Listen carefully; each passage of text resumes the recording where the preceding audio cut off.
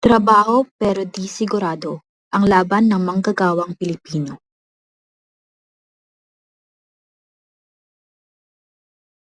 Good evening. I'm Tashmin Jared Pedida, and this is Balitang Bayan. Tonight, we revisit one of the most controversial labor disputes in recent years, the 2018 Nutri-Asia labor strike. We also take a closer look at the life and legacy of labor leader Filimon Capo Poilagman, whose fight for workers' rights continues to resonate today. Allow me to discuss the story.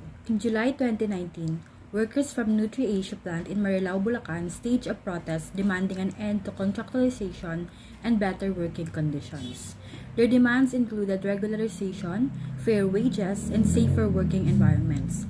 The 2018 Nutri-Asia labor dispute was a major labor conflict in the Philippines where workers protested against contractualization and poor working conditions. Despite its limited mainstream media coverage, it became a key example of the challenges in enforcing labor rights. Causes of the incident. First is contractualization and job insecurity. Workers were hired through labor agencies denying them job security and regularization despite years of service. Second is low wages and poor working conditions. Employees reported low pay, unpaid overtime, and unsatisfactory conditions. And third is retaliation against unionizing efforts. Attempts to form unions were allegedly suppressed by the company. Key events. In July 2018, the strike begins. Workers launch a protest in Marilao, Bulacan demanding a regularization and better wages. Second is violent dispersal. In August 2018, police and company security forces violently dispersed protesters, injuring several workers.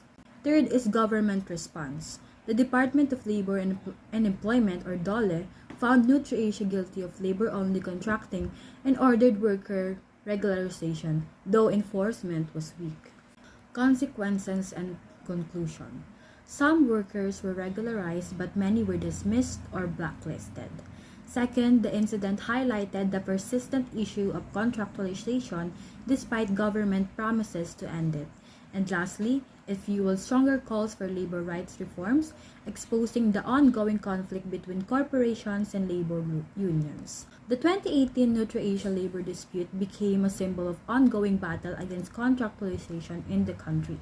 Advocates argue that despite promises from the government, millions of workers still face job insecurity.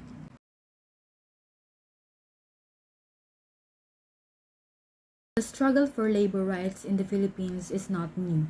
One of the most well-known labor leaders who fought for workers' rights was Filimon Capo Poilagman. His advocacy changed the labor movement, but it also cost him his life. Circumstances of his death. Filimon Capo Poilagman, a key labor leader and communist revolutionary, was assassinated on February 6, 2001 at UP Diliman. His murders remains unsolved, with suspicions pointing to state forces or rival factions within the labor movement. Contributions to the labor movement. He founded the Buklaran ng Manggagawang Pilipino o BMP, advocating for workers' rights and socialist policies. Second is he called for genuine labor representation, rejecting both traditional unions and armed leftist movement. Third is he championed regularization for factory and industrial workers. And lastly, he led the reaffirmist rejectionist debate, challenging Maoist principles and advocating for an urban-based labor movement. Legacy.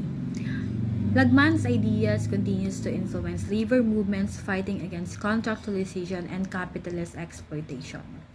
His assassination highlights the dangers faced by labor activists in the Philippines.